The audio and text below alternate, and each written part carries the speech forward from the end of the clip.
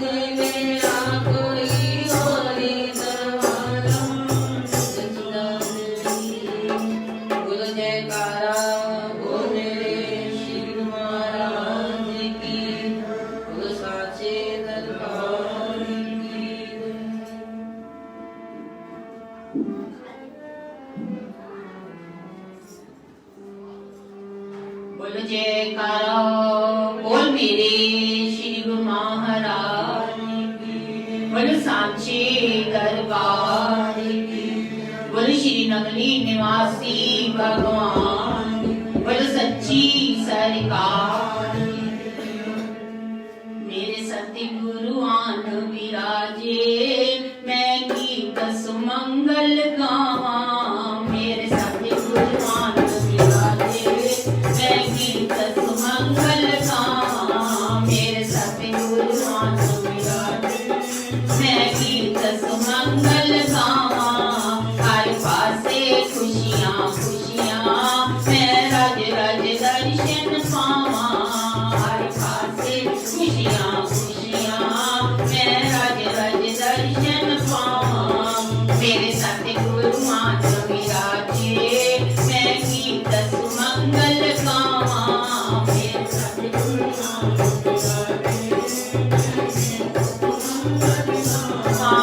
हर पासे खुशियाँ खुशियाँ, मैं रज रज दर्शन पावा।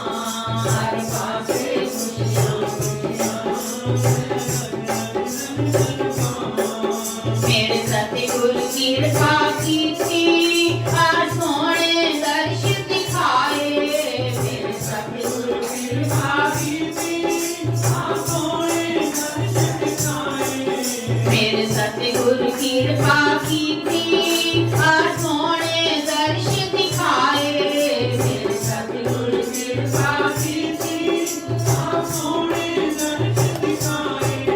जानवर का सोहना मुखड़ा, मैं हिरदे विच वसावा।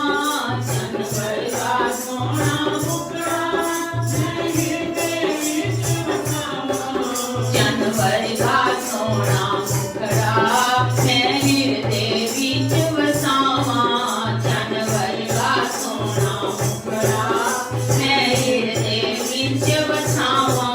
मेरे सतगुरु आन विराजे, मैं गीत सुमंगल गावा।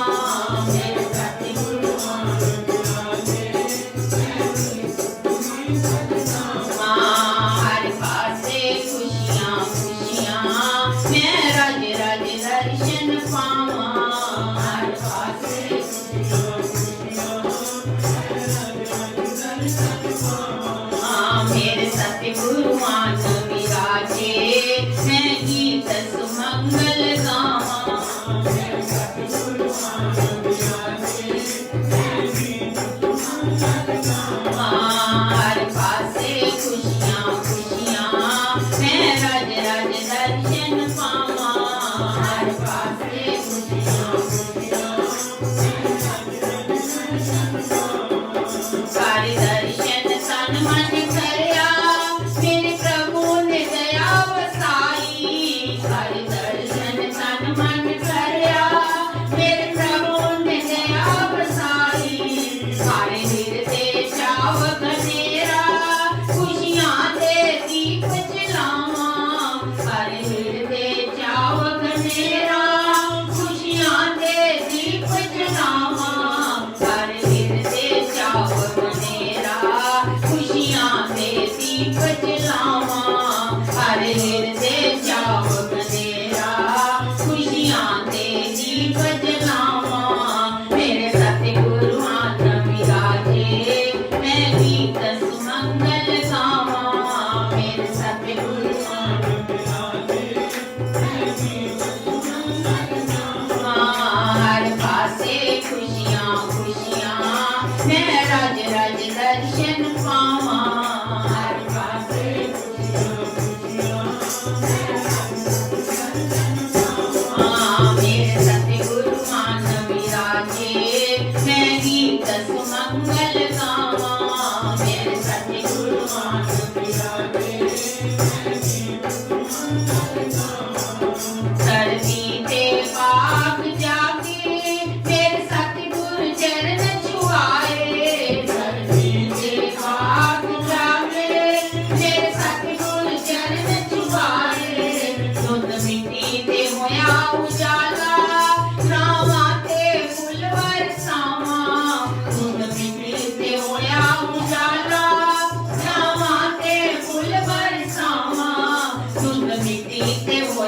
उजाला नामा ते फुल बरसावा धुंध मिट्टी ते होया उजाला नामा ते फुल बरसावा मेरे सतगुरु आन विराजे मैं गीत सुमंगल गावा मेरे सतगुरु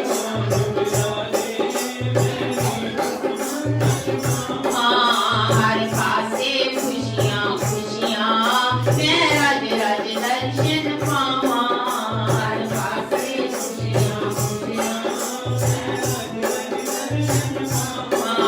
हर पासे खुशियाँ खुशियाँ मैं रज रज दर्शन पावा हर पासे खुशियाँ हर सतगुरु जी दे दर्शन करके मन होया प्रसन्न हर सतगुरु जी दे दर्शन करके मन होया प्रसन्न प्रभु आके सुख बरसाया मैं अपने पाप चुकावा प्रभु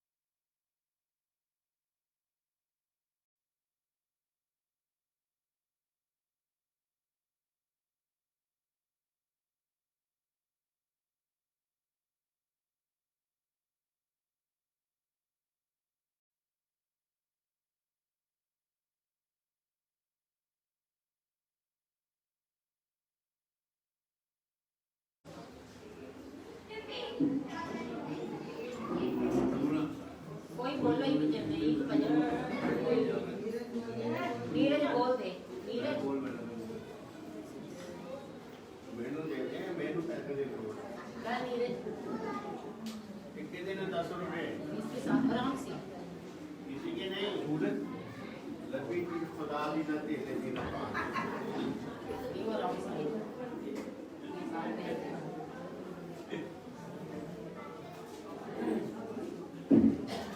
यही बैठ के बोल 15 मिनट ਮੈਨੂੰ ਦੇ ਦਿਓ 15 मिनट रहेंगे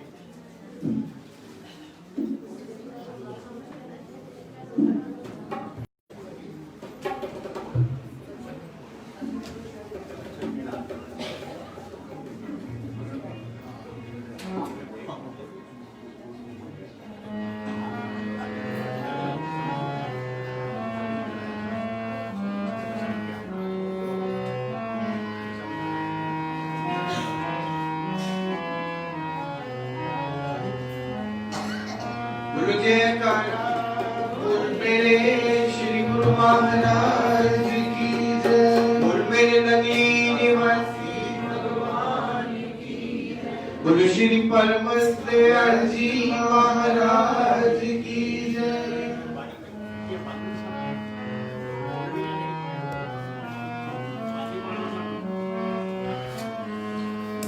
जन्मदिन आज फिर आया बधाई हो जन्मदिन आज फिर आया बधाई हो जन्मदिन आज फिर आया बधाई हो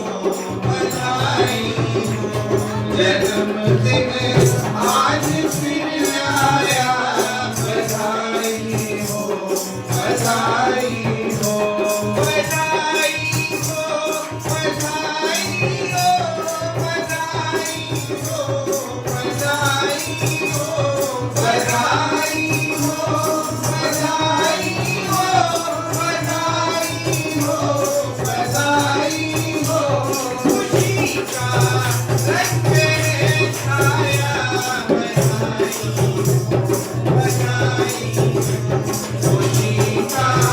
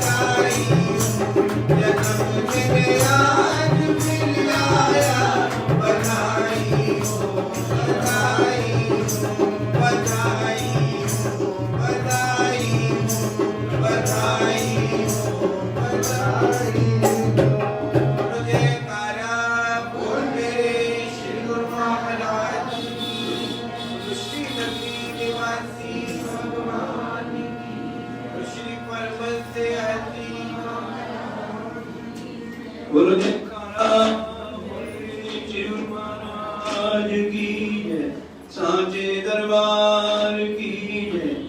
अब परम पूज्य स्वामी जी हमारे मिशन के परमाध्यक्ष आपके सामने अब अपना आशीर्वाद देंगे। पूज्य स्वामी जी।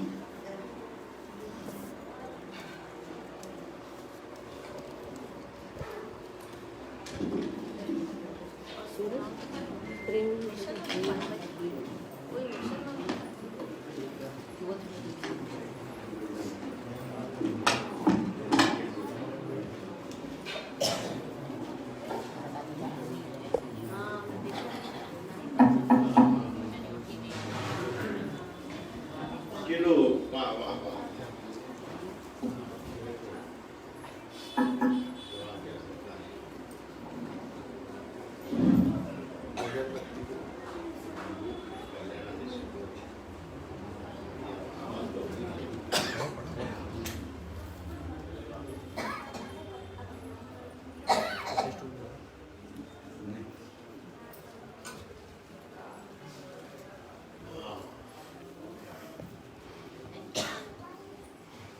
बारों में आया अंदरों तो मैं भूल गया सी। मैं सोच गया शायद आज 13 अप्रैल है, विसाखी का मेला लग रहा था।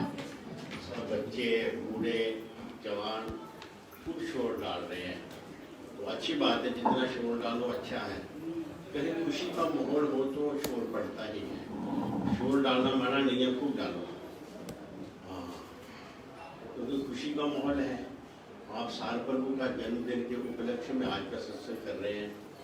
हो सकता है धर्मानंद का नाम बीच में आ जाए, तो वो आने वाला है। और महाराज जी का अवतरण दिवस नगरी साहब ने मनाया, वो बड़ी खुशी की बात है। आप सब अच्छे अच्छे पक्के पुराने सेवक बैठे हैं गुरु महाराज के चरणों में, बड़ी अच्छी बात है। ये कानपुर का जो सत्संग है, आश्रम है, इसे महाराज जी ने कहा यूपी का सत्संग केंद्र है। यूपी का सत्संग केंद्र है। 1952 में यहाँ पर ये एक 60/1 ब्लॉक नंबर 6 एक वार्ड लिया गया था माता माया देवी ने। खैर वो किसी भी है, कोई भी काम करना होता है उसमें परिश्रम पड़ता है, मेहनत पड़ती है। जब फाउंडेशन बनती है किसी मकान की, बिल्डिंग की, महल की, तो क्या हाल होता है, मिट्टी खोदी जाती है चारों तरफ, कैसे कैसे बखराव होता है, बड़ा परिश्रम होता है। तो धीरे धीरे फाउंडेशन भर जाती है। जब फाउंडेशन भर जाए तो लगता है कि मकान ऐसा होगा, फिर काम चलता रहता है। तो जिन्होंने इस आश्रम के या मिशन के की जो फाउंडेशन है, जो फाउंडर मेंबर गुरु महाराज जी के हैं मिशन के, उन्होंने कितना काम किया। तो ये तो अब क्या करूँ मैं, काम किया तो क्या करूँगी।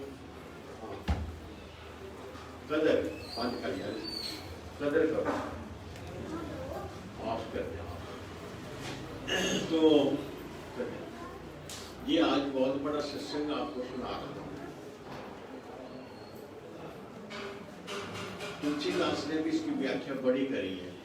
कृतज्ञ और कृतज्ञ में क्या अंतर है। हमें कृतज्ञ बनना है, जिन्हें हमारे लिए जो कुछ किया, हमारे माता पिता ने, हमारे बुजुर्गों ने, हम सदा उनकी कदर करें। जब हम कदर करते हैं तो भजन करना नहीं पड़ता, स्वयं ही भजन होता है। भजन किसको बोलते हैं? भज भज भज भज भज चलता रहे। ये चित्त हमेशा चलता ही रहता है, एक मिनट के लिए नहीं रुकता। अनेक संकल्प विकल्पों में, अनेक इच्छाओं कामनों में, अनेक तरतीबों में चलता रहता है। जब बुद्धि इसके साथ रहती है तो चित्त का चलना सार्थक हो जाता है। तो बुद्धि साथ में रहती है। जब बुद्धि साथ नहीं देती तो फिर ऐसे होता है जैसे बच्चे को पेंशन दे दी, बस उसने पेंशन दे दी, शाम तक सारी पेंशन गिर करके वो घिसा देगा, क्योंकि वो तो करेगा। और वो क्या करेगा? तुम्हें दीवारें दी, लीक देगा, कापियां भी लीक देगा, चलाता रहेगा। वही पेंसिल किसी बुद्धिमान को दी जाए तो वो उसकी पेंसिल से क्या कुछ लिख डालेगा, कितने कितने श्लोक, कितने कितने मंत्र लिख देगा, जिसको पकड़कर हृदय के कमल खिल उठते हैं।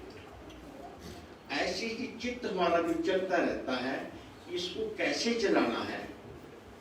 जो सद्गुरु के हो जाते हैं और उनके हुक्म में चलते हैं, और सद्गुरु ने, माता पिता ने, बुजुर्गों ने हमारे लिए जो किया है उसकी वो कदर करते हैं, तो चित्त ऐसे ही चलता है। कहाँ चलता है? जो चीज आप देख लोगे आप उससे कुछ सीखोगे, कुछ भी देखा तो कुछ सीखोगे। हाँ, पर हमने क्या देखा और वो सीखना है या सीखा हुआ भी छोड़ देना है। बुद्धि साथ हो तो ऐसा काम बनता है कि ये वो करना है, मुझे नहीं करना, जी उसने किया, जी मुझे करना। उचित अनुचित समझने वाली बुद्धि हमें कहाँ से मिलती है? वो इन्हीं स्थानों से मिलती है। तो फाउंडेशन किसकी रखी? सार शब्द मिशन। सार शब्द मिशन होता क्या? महाराज जी ने जब ये मिशन लिखा तो एक छोटी सी मिशन के संविधान की किताब ली और उसकी शुरुआत में उन्होंने सार शब्द की व्याख्या करी। सार शब्द का प्रचार प्रसार करने वाली ये सोसाइटी है, ये ग्रुप है काम करने वालों का। इन्होंने उस सार शब्द मिशन की का प्रचार प्रसार करना है, जिसके लिए श्री नरेंद्र भगवान का अवतार हुआ। वो मानते कुल धरती पर आए और उन्होंने उस आलोक हुए सार शब्द को प्रकट करके भक्तों के हृदय तक पहुंचाया। अब उसका प्रचार प्रसार करने वाला ये सार शब्द मिशन है। और इसी सार शब्द मिशन, सार शब्द के बारे में कबीर जी कहते हैं। कब कहते? जब बनारस के राजा ने नाम लिया, क्या नाम था? कबीर जी, धर्मदास। हाँ, याद आ गया। मेरा नाम भी धर्मानंद है, वो भूल जाता हूँ, अपना नाम ही भूल गया। तो धर्मदास तो राजे थे, कहते हैं बहुत कुछ था। आजकल तो करोड़ की वैल्यू क्या है, तब क्या होती होगी। तो उस समय उसके पास 40 करोड़ की प्रॉपर्टी थी, वो जिसका उसका खुद का अधिकार था। सरकारी खजाना नहीं, पर्सनल खजाना जो उसका था, धर्मदास का। उसने सर्वस्व कुर्बान किया और उसके बाद सब कुछ दे दिया। उसको थोड़ी कुछ आदत थी कोई चीज खाने की। जैसे स्वामी अनमोल प्रेमानंद ने अपना सर्वस्व गुरु महाराज को अर्पण कर दिया और एक दवानी जेब में रख ली कि चाय पीने के बिना मुश्किल होती है, मैं शाम को चाय कहाँ पीऊंगा। सब कुछ अर्पण किया, हाथ जोड़ के खड़े हो गए। तो श्री गुरु महाराज कहने लगे, अनमोल तुम तो आधे चेले हैं मेरे। वो दीवानी जेब में किस लिए रखी? जिसने सारी उम्र के लिए तेरी जिम्मेदारी ली है, वो शाम को चाय नहीं पिलाएगा तुझे। तो दीवानी निकाल ली और फेंक दी। इसी प्रकार धर्मदास ने कुछ चीज रखी थी। तो कबीर जी कहते हैं, धर्मदास एक छोटी सी गलती ने तुझे आधा बना दिया।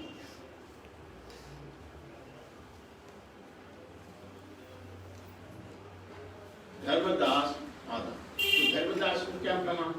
क्योंकि वो एक परोपकारी थे, किसी का दुख नहीं देख सकते थे, सबको सुखी करना चाहते थे।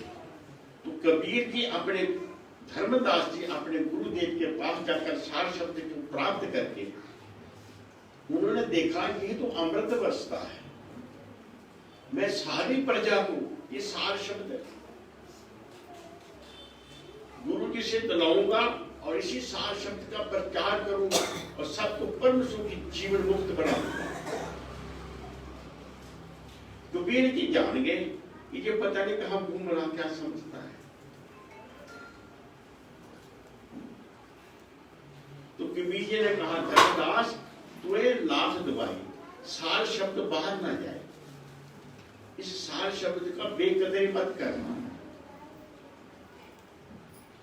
धर्मदास को लाख दवाई, सार शब्द ना बाहर जाए।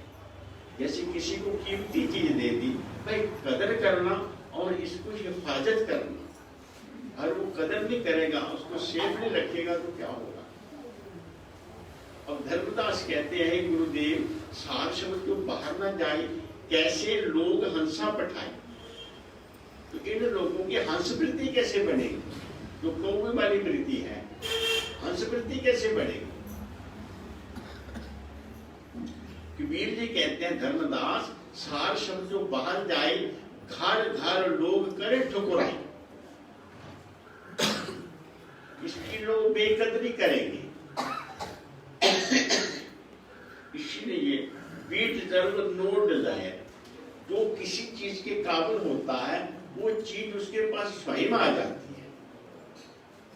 अब शब्द की काबिल क्या है, कौन है उस सार शब्द के काबिल। बीज लो, बो, बढ़िया पेड़ होगा, फसल लगेगी, फल लगेगी। पर अगर अनुकूल वातावरण नहीं है, मौसम अनुकूल नहीं है, तो क्या होगा। जमीन को वैसा नहीं बनाया जैसा उचित तो होता है उसे बोने के लिए, तो क्या मिलेगा वहां से, कुछ।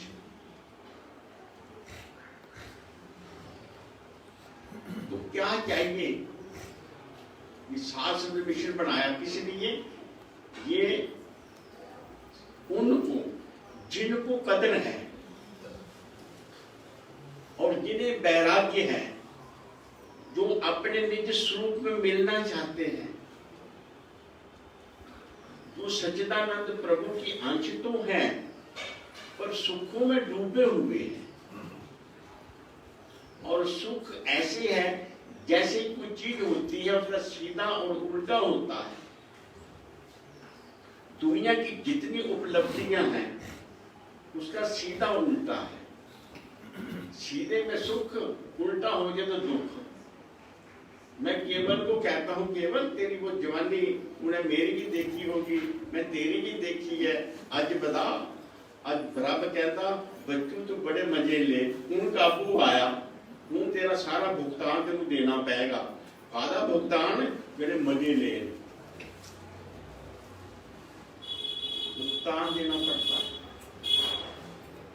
दुनिया, शरीर भी तो एक दुनिया है ना। तो इस दुनिया में हम क्या करें। हाँ भाई, जब तुम कदम आगे आगे बढ़ा रहे हो तो पहुंचोगे कहां, पहले सोच लो कि इधर जा रहे हो तो कहां पहुंचोगे। पहले अपना टारगेट फिट करता है बंदा, उसके बाद फिर कर्म करता है और वहां पहुंच जाता है। ये संसार क्या है, ऐसा ही है। इसको जो जानता है वो केवल इसकी ड्यूटी देता है। इसकी प्राप्ति अप्राप्ति में दुख सुख नहीं होता। झूठा संसार और झूठा शरीर, दुनिया की हर चीज शरीर के काम आती है, तुम्हारे अपने काम नहीं आती। आपके अपने काम कौन आएगा, कौन आएगा, क्या आएगा तुम्हारे काम। तुम्हारे काम आएगा केवल नाम, केवल सतगुरु का प्यार। आपके हृदय में जो सतगुरु के लिए जगह बनी हुई है वो ऐसी दौलत से भर जाएगी कि वो दौलत कभी कम होने वाली नहीं। और जिस हृदय में दुनिया की मोह ममता भरी हुई है, और उस गुरु का बड़ा प्यारा सेवक है, उसे सब कुछ मिलेगा, जो जो मांगता सब मिलता है, लेकिन वो है क्या, वो किस काम आएगा नहीं समझो। इंसान का विचार कैसा है, जिसमें जाता है उसका गुण ग्रहण कर लेता है। जो जो हम सोचेंगे सोई सोई भोगेंगे। दुनिया के लिए सोचा, हानि लाभ हुए, और हानि लाभ में हंसना रोना बनता ही रहेगा,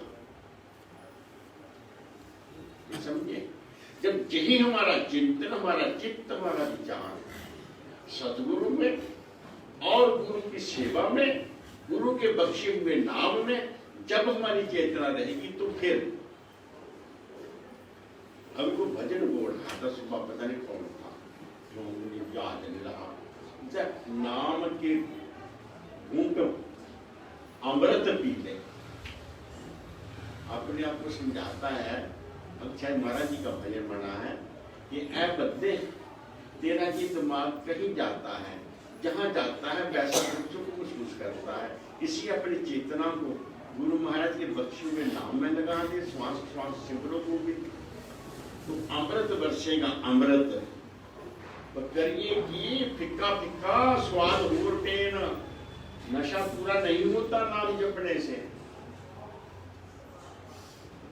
स्वाद पे बोलो। पंजाबी में कहते स्वादी घर उजाड़े, स्वादी घर उजाड़े। तो सार शब्द में किसकी वृत्ति टिकती है,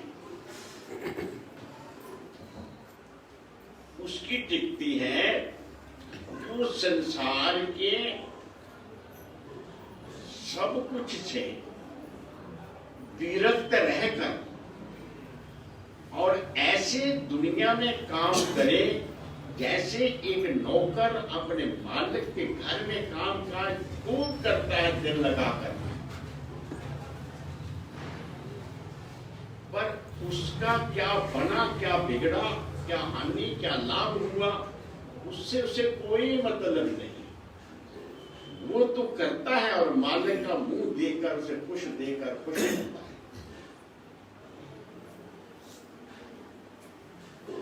इस प्रकार की बुद्धि तब बनती है हमारी जब हमारे हृदय में विरक्तता हो, आसक्ति ना हो।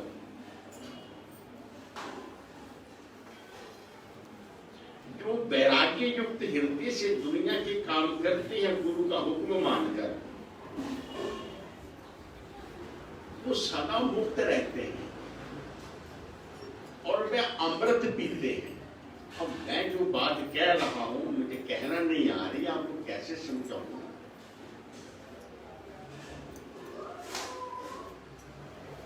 कैसे समझाऊं? हमें इस दुनिया का हर ख्याल कुछ देता है, बिना दिए जाता ही नहीं।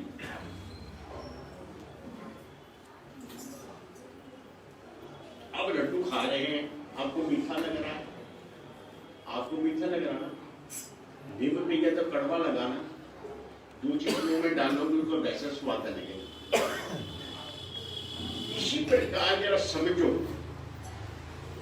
यह मेरा चित्त तो कहां जा रहा है और वहां से मुझे क्या ला के दे रहा है।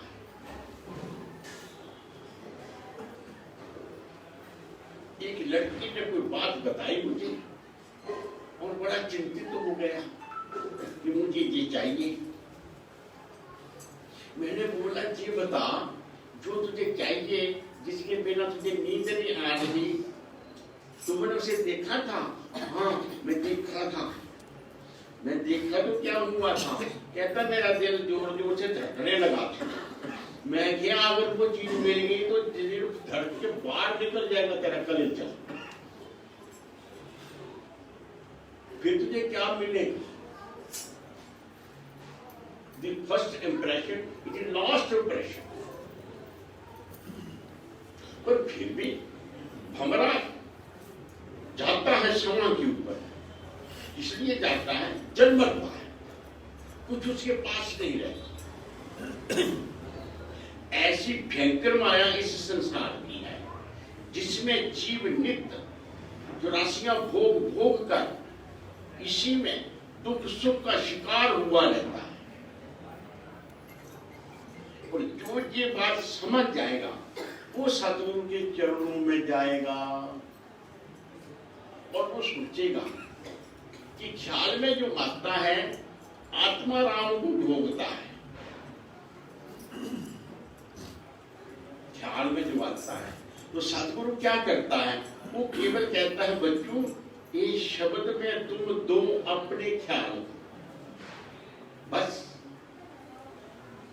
और बुल्ले शाह समझाने लगा, जब है ना राई बुल्ले शाह को समझाता है, गुरु बुल्ले शाह का, तो उन्होंने कहा कि कृपा करो, मेरा चित्त बड़ा चंचल है, कैसे नाम जपेगा। तो वो क्या कर रहे थे, पौध लगा रहे थे उस समय। उन्होंने कहा बुल्ले रापदा की पाना यार, इनको पटना ते फैलाना वो है क्या, जो लगा हुआ है वो हम हटाएंगे तो अपने आप वहां लग जाएगा जहां हमने लगाना है। बुल्लियारा इतु पटना देते हैं।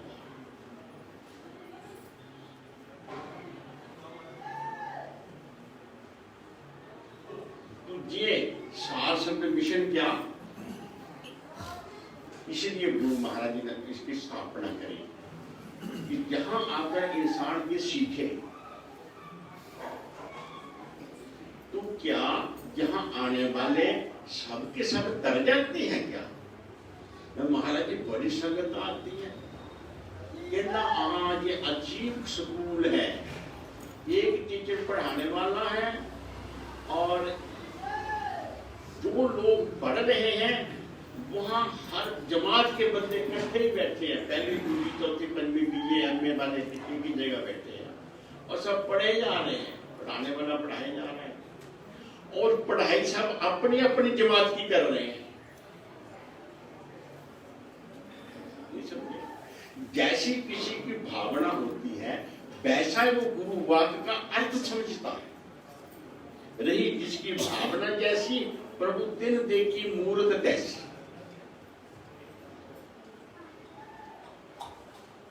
हाँ, महाराज जी कहने लगे एक ही मास्टर पढ़ाने वाला, एक ही क्लास में सब जमाती बैठे हुए हैं, हर जमात का बंदा वहां बैठा और सब जो गुरु बोल रहा है सब उसका अपना अपना अर्थ लेके चले जा रहे हैं।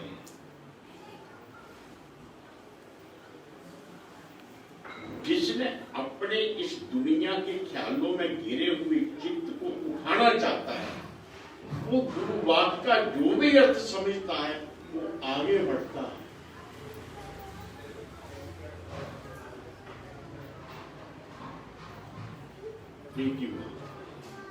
तो किस लिए, इसलिए क्योंकि सारे नहीं तो हजूर कहने लगे नहीं, जन्म जन्म रही रगर हमारी, अनेक जन्मों तक रूहें भटकती रहती है। महापुरुष उन्हें पकड़ते हैं, आपके पीछे गुरु चले और गुरुओं ने आपको पकड़ लिया और यहां आपको इकट्ठा कर लिया पिंजरे में, कौन ढूंढने जाता है। हम जैसे भाग्य को ग्रह दर्शन दी, सार प्रभु यहाँ आते कानपुर में तो जितने दिन रहते घर घर जाकर सत्संग करते, चले जा रहे हैं शहर के बहाने, इधर को मुड़ गए, महाराज जी इधर जाना था, नहीं यार मैं सोचा ना वो बंदा छुट्टी से घर आया होगा, जरा उसको ना बुला के चले जाते। जी अब आवाज दे देते हैं, भाई खा रहा है ना, हाँ जी आओ आओ महाराज जी आओ, नहीं बस मैं देखने आया था, तो 4 दिन हुए आया नहीं।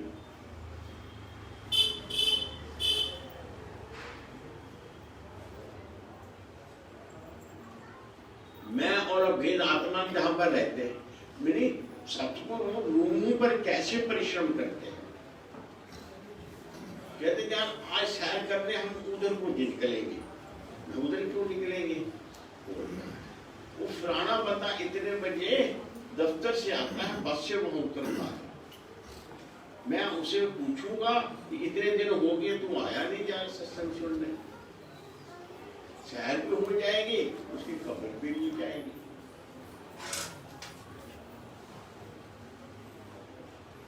हर बहाने से हम जैसे भाग्य को ग्रह दर्शन दी, बिना कृपा के कोई नहीं दरबार में आ सकता। सदा याद रखो, जिसको मालिक बुलाता है वही आता है, पर मालिक बुलाता जरूर अपने रूप घेर घेर के बुलाता है। आप सबको भी घेर के बुलाया। अब कोरोना से बड़े लोग डरते हैं। अब हमारे पास गुरु संगतें आती है, वो गुरु घर के उपदेशी है, जिनका विश्वास है। अब जर्नल मटेरियल नहीं आता, खास आता है। ये बताओ, तो ये सब खास ऐसे नहीं पड़े।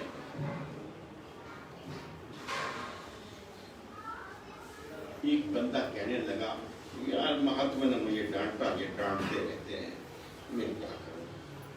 मैं क्या, हाँ ये डांटते जरूर है। ये ऐसे डांटते हैं जैसे माँ अपने बच्चे के मुंह पर थप्पड़ मार,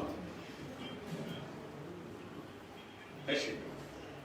अगर उसे पूछा, अगर माँ बच्चे के मुंह में गुस्से में आके थप्पड़ मार दे तो चोट किसे लगती है? बच्चे को लगती है, माँ को लगती है? जल्दी बोलो। चोट बच्चे को नहीं लगती, चोट वो माँ को ही लगती है। लेकिन कैसे डांटते हैं ये सब लोग, ये याद रखें। और जिस बात पर ये डांटता है, अगर तुझे खबर हो जाए कि क्यों डांटा, मेरी वृत्ति किस रूट पर जा रही थी और वो चलती चलती जाती तो कहां पहुंच जाती, उसका विचार कर। उन्होंने ब्रेक लगाई है तेरे इस चित्त को, जो अनुचित चिंतन में लगा रहता है और उचित के लिए समय नहीं मिलता। ये कृपा, तो महापुरुष हर प्रकार की कृपा करके, जहां बैठे बैठे मैं ड्यूटी देता था कभी महाराज जी के समय में, तो महाराज जी कई बार मुझे पूछ लेते। क्या पूछते? यार फलाना बंदा सत्संग में आया था, अगर हमने ख्याल रखा हो, 150 बंदा बैठा है, तो ध्यान रखा होगा तभी पता कि आया या नहीं आया। तो मैं जरा महाराज जी को जवाब चुप रहा। अच्छा, रोटी खाने को बैठता है वहां, ड्यूटी देता संगत की, कौन आता नहीं आता उसको नहीं देखेगा। 100 भेड़ लेके एक चराने वाला भेड़ों को लेके चराने जाता है, तो क्या उन्हें देखता नहीं कोई भेड़ गुम तो नहीं होगी, क्या कोई गिद्दड़ तो नहीं ले गया किसी भेड़ को उठाने, क्या ख्याल नहीं रखता? अरे तू इतना ही ख्याल तो रख।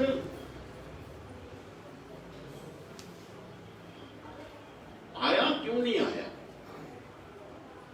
हजूर सिखाते आश्रम में कैसे रहा जाता है, हर बात में। तो महापुरुष बड़ी कृपा, बड़ी दया करते हैं। यहीं पर शुरू में मेरी अभी ड्यूटी नहीं लगी थी, मेरे दूसरे गुरु भाई यहाँ रहते थे, तो उन्होंने मुझे एक बार बात बताई कि हुजूर कैसे ख्याल रखते संगत का। उदाहरण दो,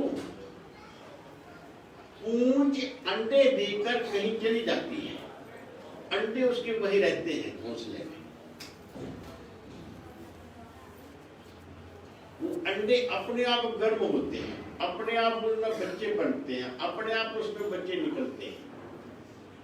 बाकी मुर्गी दूसरे पंछी तो अंडों पर बैठते हैं, अंडे पकाते हैं, समय से उसमें से बच्चे निकलते हैं, पर पूंछ नहीं, अंडे देके चली जाती है। हजूर ने फरमाया वो ख्याल के अंदर अपने अंडों में ख्याल रखते हैं। और मन ही मन में बैठ जाती है, मैं आंखों पर बैठी, उन्हें उतनी हीट गर्मी देती है और समय से वहां निकलती है।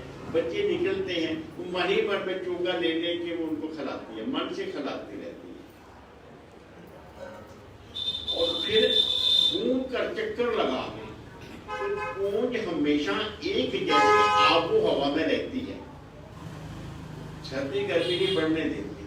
ये सीजन चलता रहता है, सीजन के साथ वो चलती रहती है, फिर सीजन बाहर घूम के आएगा, वही आ जाएगी और फिर वो अपने बच्चों को देख लेती है, अपने बच्चों को साथ ले जाती है। इसी प्रकार सतगुरु सदा सदा सेवकों के ख्याल में, सेवकों के हित चिंतन के लिए सदा तन मन हर प्रकार से सदा चित्त में लगे रहते हैं। और कैसे लगे रहते हैं? जिस प्रकार से आप लोग अपने बच्चों के लिए सब कुछ करते रहते हैं। एक बच्चे को मुझे समझाना पड़ा, तो मैंने उसे बोला, कितना पढ़े हो, कितनी उम्र है, तेरे में कितनी ताकत है, तेरे में कितनी एबिलिटी है। ये बोल कट्टा तकड़ा खूब पढ़ा लिखा, तनखा लेता, पैसे कमाता,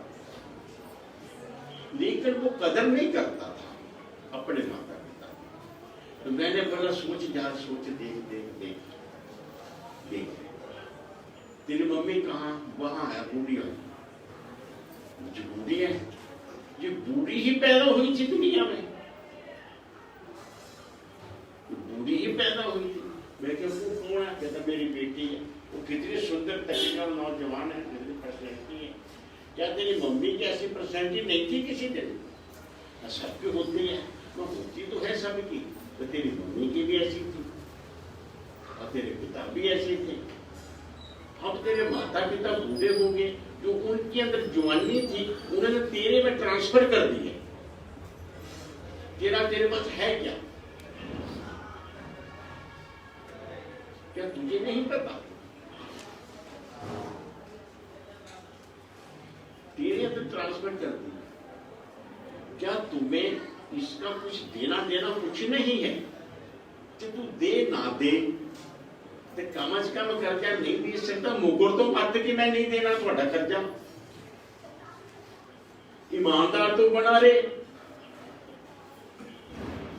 तेरे बाप ने जो कमाया तेरे ऊपर लगा दिया, तेरी माँ ने अपना खून पड़ा कर तुझे बड़ा किया दिन पर रात,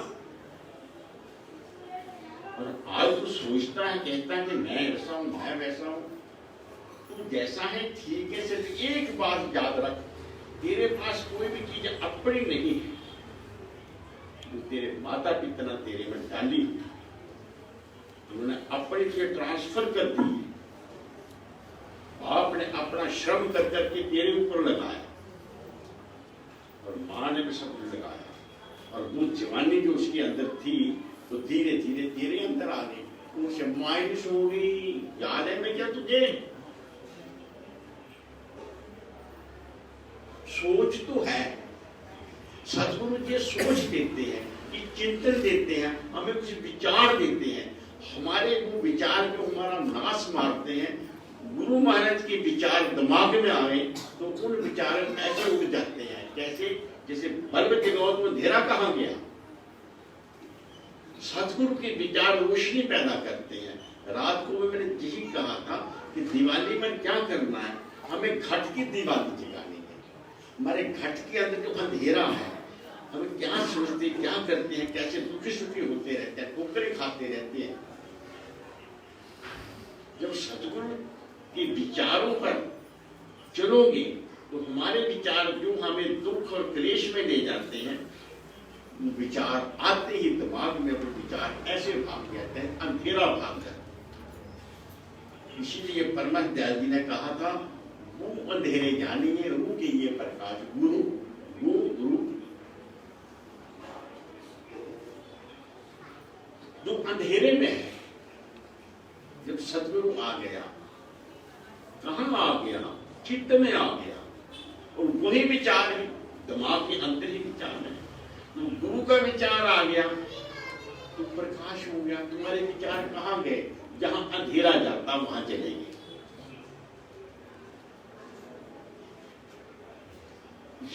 सदा हर हमेश जो सतगुरु की गुलामी करता है, माता पिता की सेवा पूजा करता है, बुजुर्गों की कदर करता है, खुश रहता है, वो दुखी नहीं होता, वो कल्पित नहीं होता, वो सदा आनंद बना रहता है। इतनी बात देखते हैं। हमारे पास इस वक्त हम हिंदुस्तान को देखते हैं, अब देखते हो इंडिया को। आज से 70 साल पहले इंडिया क्या था? बोलो बोलो। वो आकाश में जहाज उड़ते हैं नहीं थे, जर्मन से उधारे लिए हुए थे फौज के लिए। गांव में कहीं भी पक्की ईंट नहीं दिखाई देती थी, झोंपड़ियों में लोग रहते थे, झोंपड़ियों में। और कभी एक झोंपड़ी को आग लग जाए तो गांव के गांव जल जाते थे, जैसे जंगल की आग जलाते।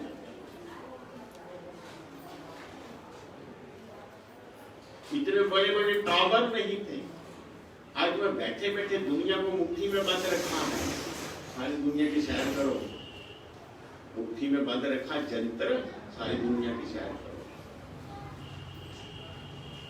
ये पहले क्यों नहीं बने? 400 वर्ष इंडिया गुलाम रहा, 200 अंग्रेजों के और 300 मुसलमानों के, 250 वर्ष। और अभी 50-60 साल में किसी ने इतनी तरक्की करी, तो इसमें काम किसने किया है ये बताओ। जो आज बूढ़े हैं, जिनसे किया काम, अब बताओ उन बुजुर्गों ने जो, चाहे वो मजदूरी कर रहा है, चाहे वो किसी बड़ी पोस्ट का रिटायर बंदा है, चाहे कोई लेबर करने वाला है, लेकिन उन सब ने जो कुछ किया, आज भारत वो तुम्हारे हाथ में।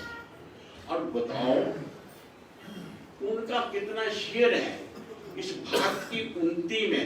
हमने कभी ऐसा सोचा?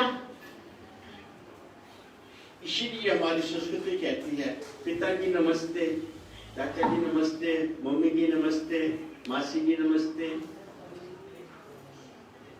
आपके सामने कोई भी बुजुर्ग आता है तो उसके साथ क्या आप रिलेशन से नहीं बोलते? ये बुढ़िया ऐसे कहते हो?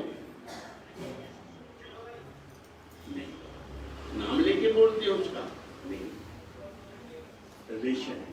इसीलिए हमें सदा अपना रिलेशन जैसे अपने माता पिता के साथ बनाते हैं, उसी प्रकार सबकी कदर करें, सबके साथ रिलेशन देखें कि आज भारत जितना दिखाई दे रहा है, इन बूढ़ों की मार्फत दिखाई दे रहा है। इन्होंने काम किया है, हमें उनकी सेवा करनी चाहिए। जब आप उनसे प्यार से बैठो, बोलोगे, प्यार से देखोगे, वो अपने आप को सफल समझेंगे। इसीलिए मैं क्या बता रहा हूं? मैं ये बता रहा हूं, हमारा यही चित्त जो सोचता है वैसा भोगता है। हम जब सही तब सोचेंगे जब हमारा बुद्धि साथ दे, और बुद्धि तब साथ देती है अपनी मत त्याग, गुरु की मत ले अजाने, भक्ति बाजो बहुत डूबे से आए। सतगुरु को विचार दे, ना सुख बीच, ना सुख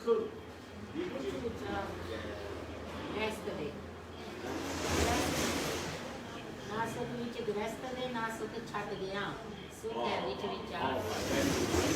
ना सुख विच ग्रस्त दे, ना छट गया। अभी कल से बात चल रही थी, वो मैं यार इस तरह हो जाऊं, परमात्मा ने तुम्हें बनाया, पता नहीं कितनी मेहनत करी है, अब उस लाइन पे जो तो लाइन कहीं पहुंचती है, बिना लाइन की गाड़ी चले तो कहाँ पहुंचती है? कोई कमी। एक बंदा मैंने कह लगा, बाबा मैं साधु बनना सौखा होता है, मैं किश्ती बनना सौखा होता है, मैं तेरा सौख ढूंढता है ना, उसे कभी सौख मिलती ही नहीं। मैंने कहा जो टारगेट बना लेता है और उस पर चलता है वही सौखा रहता है।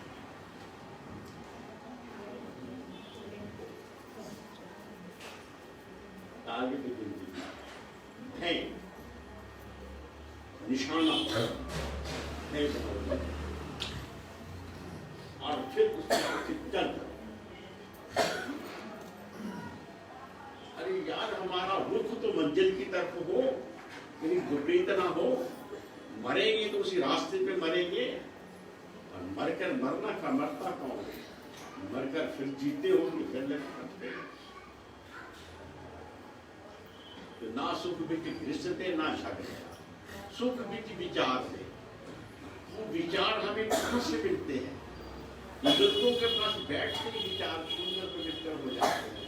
बैठो किसी बूढ़े के पास, तो सोचो बाबा आप कब बूढ़े हुए थे? ऐसे ही थे। देखना वो क्या कहता, मतलब बच्चों तो मैं जवानी में देखा नहीं, मैं ऐसे करता ऐसे करता। अब मैं चलता हूँ तो बच्चे मेरा हाथ पकड़ लेते, नहीं यार थैंक यू, बहुत अच्छा किया, बहुत अच्छा। क्या बोला? जो बुजुर्गों की सेवा करता है उसे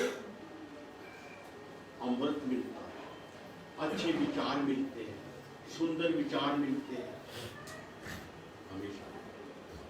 इसीलिए हमारी संस्कृति में जब कोई भी पूजा होती है तो पहले 3 देवताओं की पूजा होती है।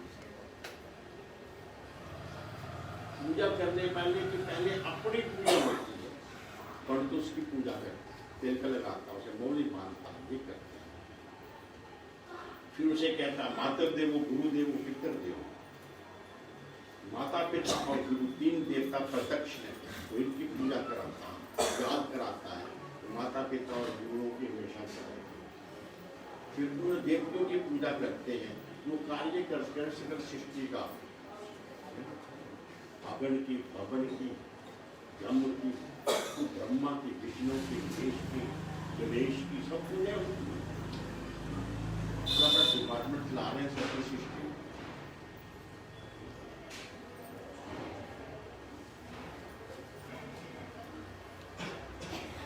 एक बार रावण ने पूछा अपने गुरु से, अगर राम के अंदर है कुछ भी नहीं है उसके पास, जूता पहनने को नहीं है, तो जो सोचते हैं जो एक्शन करते हैं सब कामयाब हो जाता है, और मेरे सब खोल जाते हैं। जल्दी बताओ क्या बात है? राम अपने माता पिता को रोज मत्था टेकता था, आप भी अपने माता पिता को रोज मत्था टेकना। अच्छा पता चल गया, अपने पिता के पास जाते हैं राम, पिताजी मैं दफ्तर जाना होता है, मुझे बहुत काम करना होता है, मैं आपको रोज मत्था टेकना होता है, मैं इतने बजे बाहर निकलता हूँ, आप इतने बजे वहाँ पर हाजिर होना चाहिए, मैं आपके चरण छू के काम काज पे जाऊँगा। चल गया कि राम के अंदर ऐसी योग्यता कैसी, क्या करे बेचारा बैठ जाता। राहुल बहुत खुश होता, पिताजी आएगा प्रणाम, और कैसे करते मॉडर्न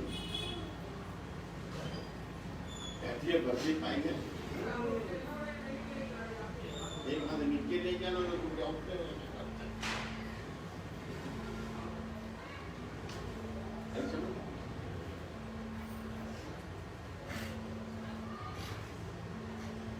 एक दिन मुझे आपके साथ नहीं आ रही किसी कारण बस, फिर लिख कर भेज दिया, आपने मेरी आज्ञा नहीं मानी, और हाँ हमें मत्था टेकना था, आज मेरा नागा हो गया मत्था, आइंदा गलती मत करना।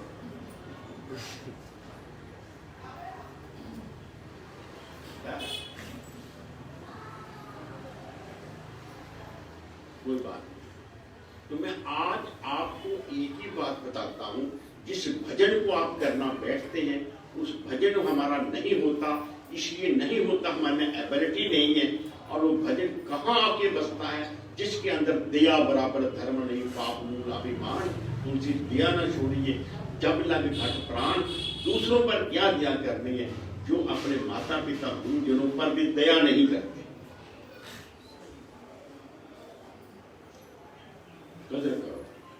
पहला स्टेप है charity begins to the home. यानी पुण्य के लिए आप सदा क्या किया करो, अपने माता पिता की सेवा किया। सबसे बड़ी सेवा माता पिता की क्या है? उनके पास बैठकर बच्चे बन जाओ। आप बच्चों वाला बोलना, बच्चों वाले एक्शन देखे बड़े खुश होंगे। और जब आप खुश होंगे तभी वो खुश होंगे। अगर रावण बन के उनके पास चले जाए, मैं ऐसा हूं वैसा, मुझे टाइम नहीं है, मुझे काम करना, मुझे कुछ काम करना, तो कोई बात नहीं। वो कहेंगे धन्यवाद मेरे को आया तो है ना, जा काम कर जाए, फिर चला।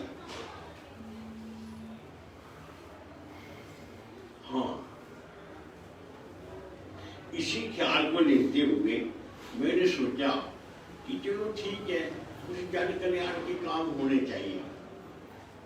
तो नगरी साहब में किसी को बोले ना वृद्ध आश्रम बनाना, तो लोग शर्म करते हैं। अरे हम जाए वृद्ध आश्रम में, हमारे बच्चों की बेइज्जती होगी कि बाप आपको वृद्ध आश्रम में फेंकाया ना, हम नहीं चाहते, यही मरेंगे।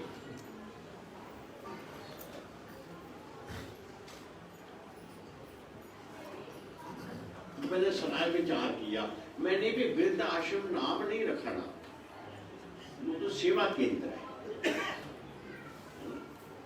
तो क्या नाम रखा उसका मैंने? मानव सेवा केंद्र। मानव सेवा। मानव किसको कहते हैं? मानव उसको कहते हैं जिसने मानव बनकर मानवता के रास्ते पर चलते हुए अपने आप को संभाला है। वो मानव मानवों की सेवा करते हैं।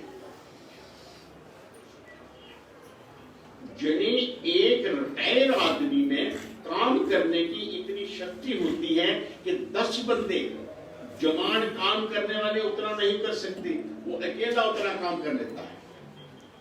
कैसे करता है? उसको कुछ फाइनल नहीं करना, उसे कुछ सोचना नहीं है, उसने 100 बार वो काम किया हुआ है, वो एक ही बार बता देता है ये काम ऐसे होगा। समझ? और ऐसे आदमी बहुत काम करते हैं। मेरे पास इतना सिलसिला नगरी से, स्वर्ण कीर्तन, अखंड धाम, शताब्दी भवन, तपोवन और एक और वहां पर दिया या मानव सेवा केंद्र है। इतने बड़े काम का संचालन कैसे करता? बूढ़े लोग कर रहे हैं, 80 से 70 साल के, और जिनका कोई एक्शन, कोई बात, कोई डिसीजन खाली और जाता ही नहीं। सब राइट? तो ऐसे मानव वहां आए, उनकी क्या सेवा करनी है? वो पब्लिक की सेवा करनी।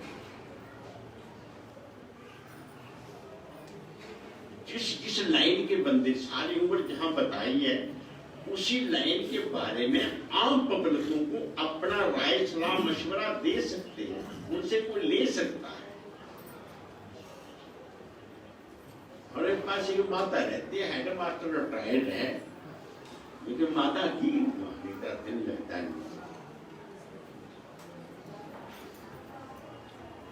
और 20 बच्चे उसके पास बस्ते लेके आ जाते हैं, पढ़ाते हैं, पढ़ाओ उनको, पढ़ाओ, तेरा मन भी लगा रहेगा, बच्चे भी भूखे रहेंगे। इसी बीच बीच में इनको धार्मिक शिक्षा दो, बच्चों को अपनी संस्कृति की शिक्षा दो कि माता पिता की सेवा करना, आरती पूजा करना, भजन ध्यास करना अपना, ये शिक्षा साथ में दो, और साथ में पढ़ाई पढ़ाओ।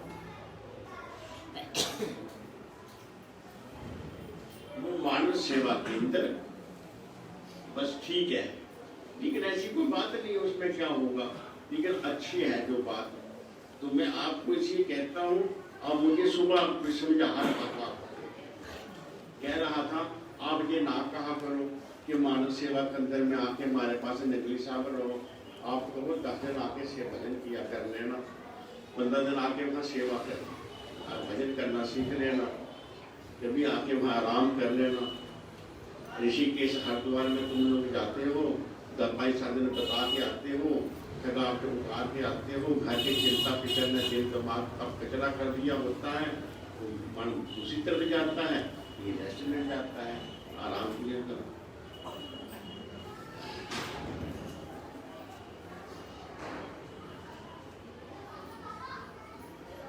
जिस प्रकार आदमी आराम करता है उसमें एनर्जी कवर होती है, एनर्जी काम करने की बढ़ती है आराम करने से।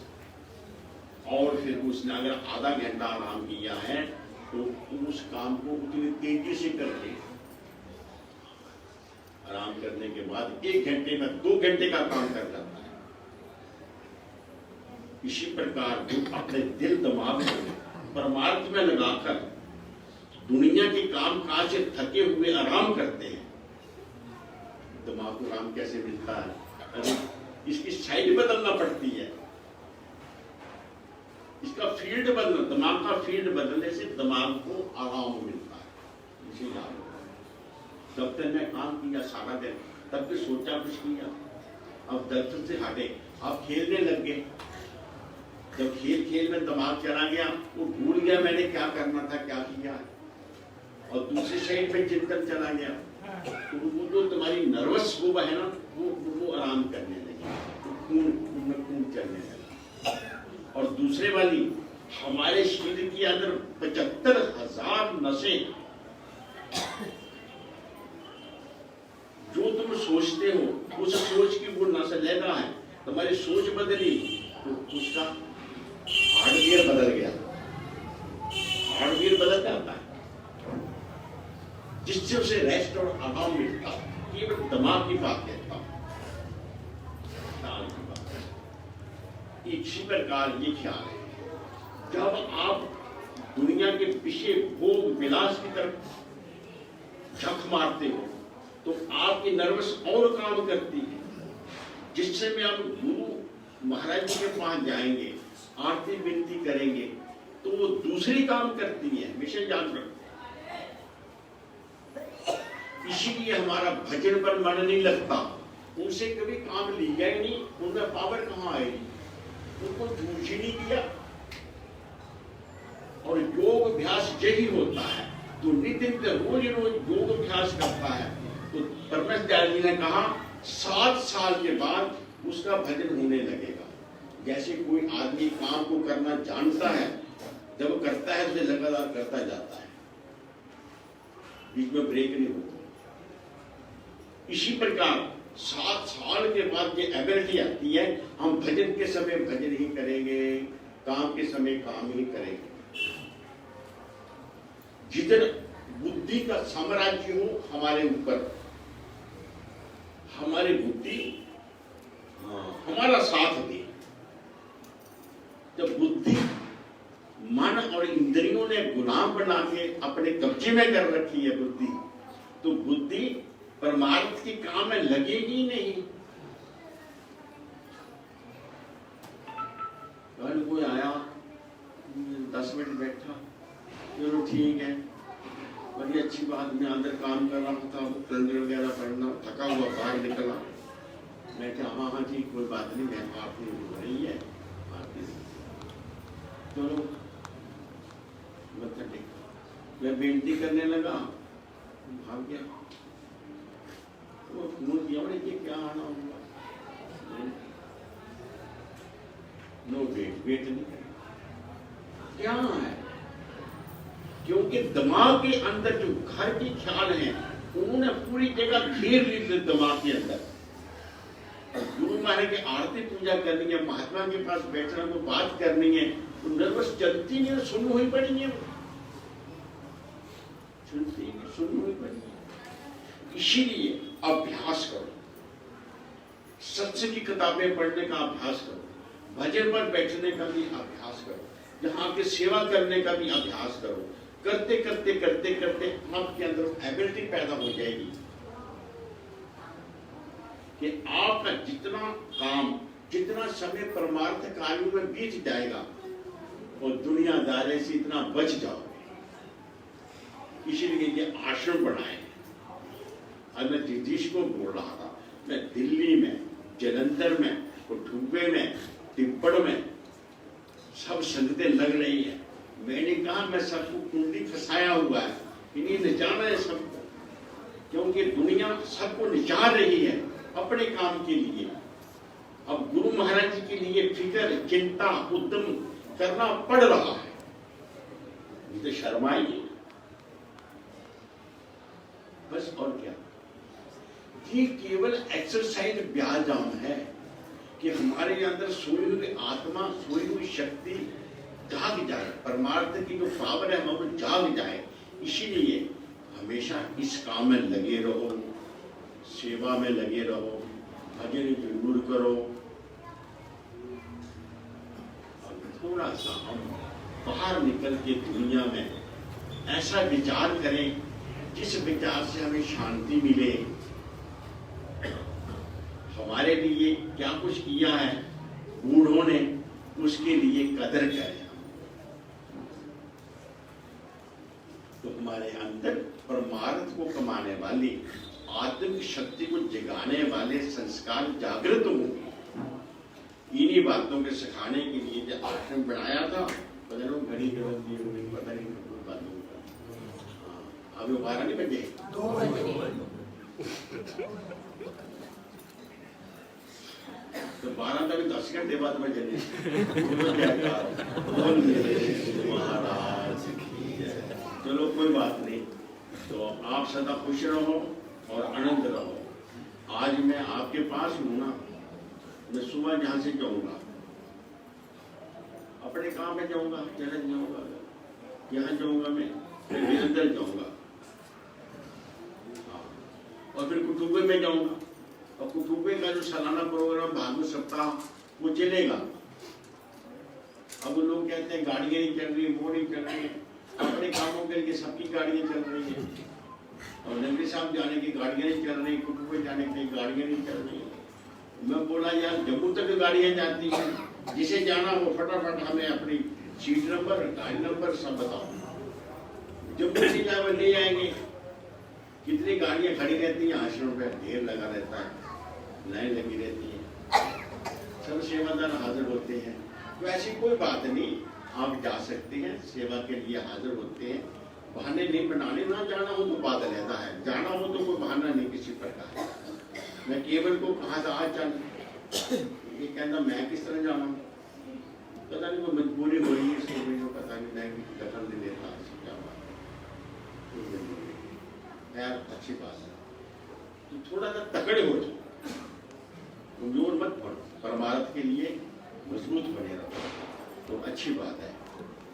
जिंदगी में याद रखो, स्कूल में जो कोई स्कूल के शासन अनुसार पूरा परिश्रम करता है, उसका अपना कुछ बनता है, स्कूल का नहीं बनता, वो वैसे का वैसा रहता है।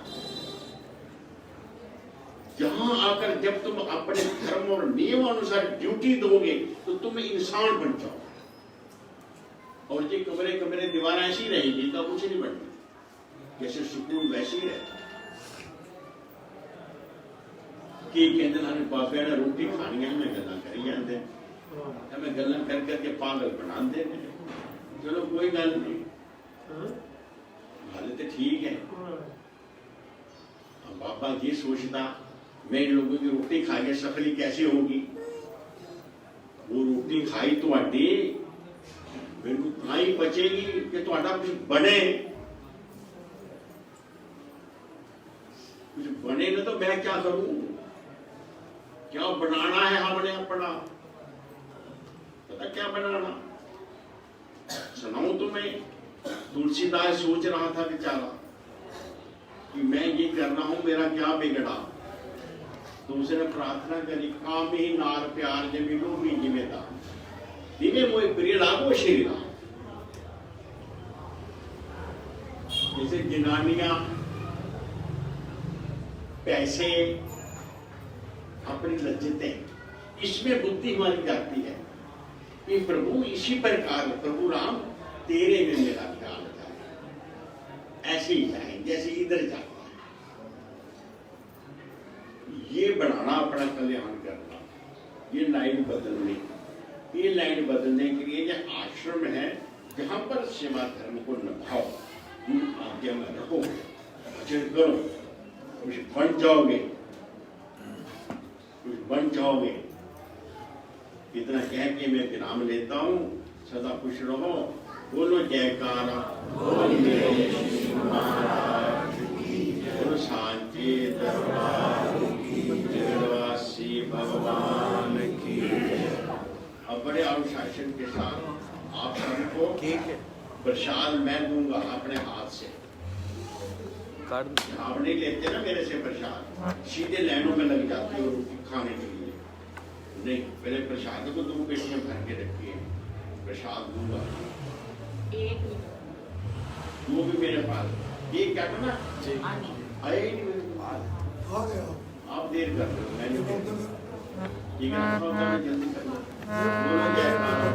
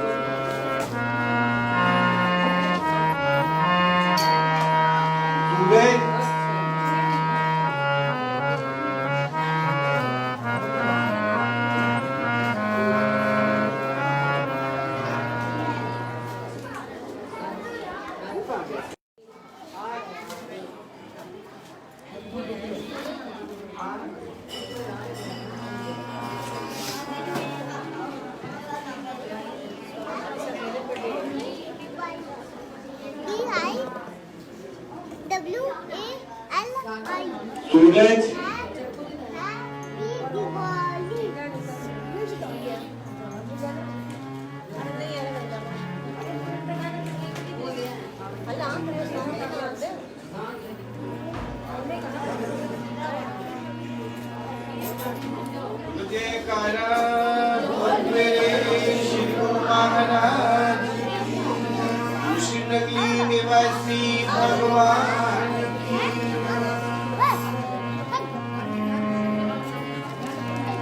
मनाते रहिए हर साल जन्मदिन आपका, मनाते रहिए हर साल जन्मदिन आपका, मनाते रहिए हर साल जन्मदिन आपका, मनाते रहिए हर साल जन्मदिन आपका, जन्मदिन आपका, जन्मदिन आपका, जन्मदिन आपका,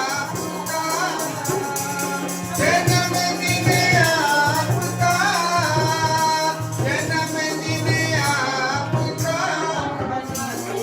मैं हर साल जन्मदिन आपका, मनाते रहे हर साल जन्मदिन आपका, मनाते रहे हर साल जन्मदिन आपका,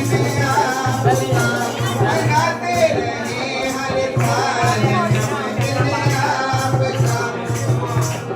हैप्पी बर्थडे टू यू, बधाई हो हैप्पी बर्थडे टू यू।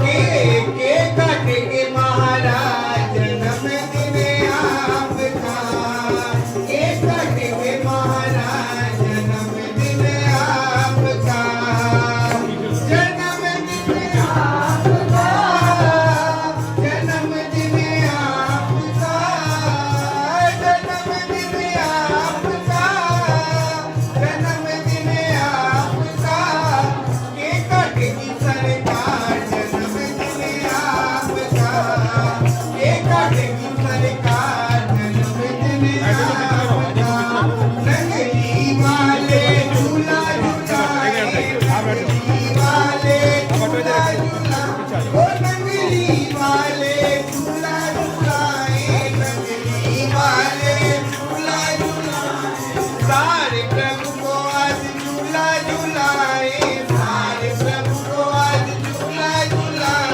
ओ सारे प्रभु को बोलो।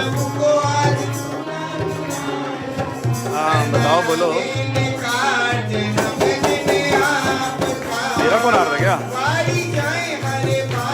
गलती से आ रहा है।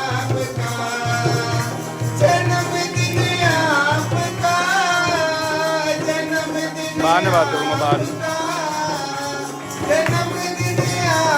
क्या?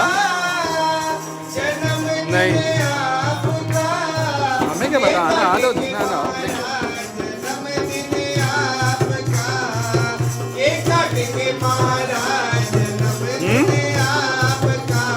हाँ, अभी केक कटना शुरू हो गया।